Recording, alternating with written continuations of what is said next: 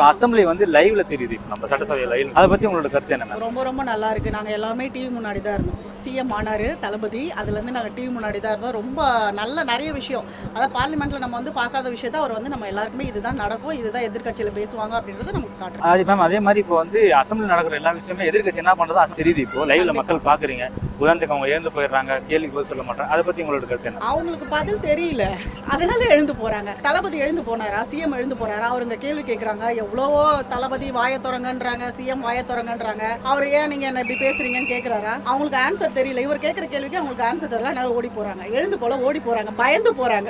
அதே மாதிரி டீலிமிட்டேஷன் பத்தி தெரியல, அதை பத்தி என்ன நினைக்கிறீங்க? டீலிமிஷன் வந்து அவங்க வந்து சென்ட்ரல் கவர்மெண்டோட ஜாயின் பண்றதுக்கு விரும்பல, ஏன்னா பாஜகன்றதுனால, அதனால தான் அவங்க தடுக்கிறாங்க. இது அவங்க ஏன் மோட்டிவேட் பண்ணல. விஜய் அவர்கள் டிவிக்கு கேட்கிற டிஎம்கே கேட்கிற எல்லா கேள்விக்குமே டிவிக்கு அவர்கள் டான் பதில் சொல்றாங்க, அதை பத்தி உங்களோட கருத்து என்ன? டான் சொல்றதை விட செஞ்சு காட்டுறாங்க.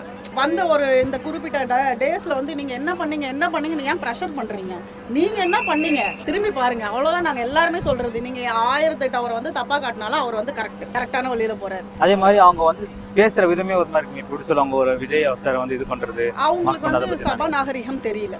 ஒரு பார்லிமெண்ட்ல சபா நாகரிகம், இப்போ நம்ம ஒரு ஸ்கூல்லையே அவங்க ஸ்கூல் எஜுகேஷன்லாம் பண்ணியிருக்காங்க, நான் லைலோல படிச்சேன், சிஎம் கூட படிச்சேன்றாங்க. அவங்களுக்கு சபா நாகரிகம் தெரியலன்னு. நம்ம அதே மாதிரி இப்போ வந்து இப்போ நிறைய பிரச்சனை தெரியும், இப்போ நிறைய குழந்தைங்க கற்பழிப்பு, அப்புறம் வந்து விவசாய கடன், இது இப்ப கிடையாது. இப்போ அதனால என்ன சொல்ல வராங்கன்னா விஜயோட ஆட்சி வந்து நீடிக்காது. இவர் ஆட்சியில கிடையாதுங்க, இவர் ஆட்சியில கிடையாது.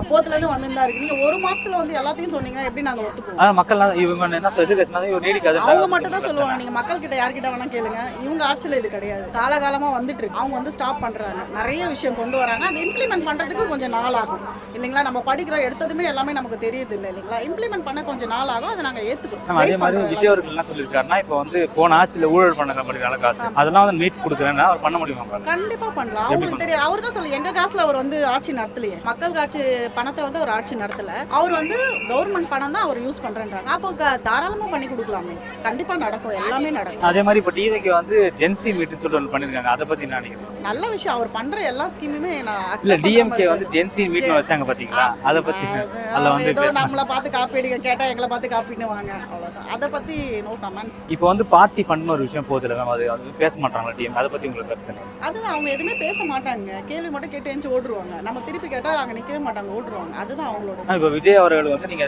என்ன அட்வைஸ் சொல்லுவீங்க? இப்போ அடுத்த 5 வருஷமா வருவாருன்னா என்ன அட்வைஸ் சொல்லுவீங்க? அவருக்கு நம்ம அட்வைஸே பண்ண வேணாங்க. அவரு தான் 5 வருஷம் இல்ல, நிரந்தர முதல்வரே அவர் தான். அதுல எந்த கருத்தே கிடையாது. இவங்க எல்லாம் சொல்றாங்க மாதிரி இந்த இதுல போயிடும், 3 மாசத்துல போயிடும், அதெல்லாம் போகவே போகாது. இவங்க வந்து பரம்பரையா வந்து பண்ண கட்சியில இப்போ அவர் வந்து எஜுகேஷன் கொண்டு வராங்க, கரெக்டுங்களா? ஒரு எம்எல்ஏவோட எஜுகேஷன் என்னன்னு சொல்லி காட்டுறாங்க, பயிற்சி வைக்கிறாரு. இதெல்லாம் இவங்க இந்த ஆட்சியில நம்ம காட்டியிருக்காங்க. இத்தனை வருஷம் காட்டியிருக்காங்களா? எதுவுமே கிடையாது. அப்புறம் எப்படி அவர் வந்து போயிடுவார் நம்ம சொல்லலாம். இப்போ அதே மாதிரி முன்னாடி கவர்மெண்ட் ஸ்கூல் பசங்களுக்குலாம் பேக்ல வந்து அவங்க சிஎம் போட்டோ இருக்கும், இப்போ அந்த மாதிரி இல்ல, அது பொய்ன்னு சொல்லிட்டு எதிர்க்க சொல்றேன், அதை பத்தி என்ன? அதுதாங்க, ஏதாவது ஒண்ணு சொல்லணும்ல, அவங்களுக்கு என்ன தெரியுதோ அதை தான் சொல்லுவாங்க. இல்ல ஒரு விஷயம் நீங்க எப்படி நினைக்கிறீங்க அந்த பேக் விஷயம்? நல்ல விஷயம் தான். திருக்குறள் போட்டு நம்ம தூக்கி சுமக்கிறோம்.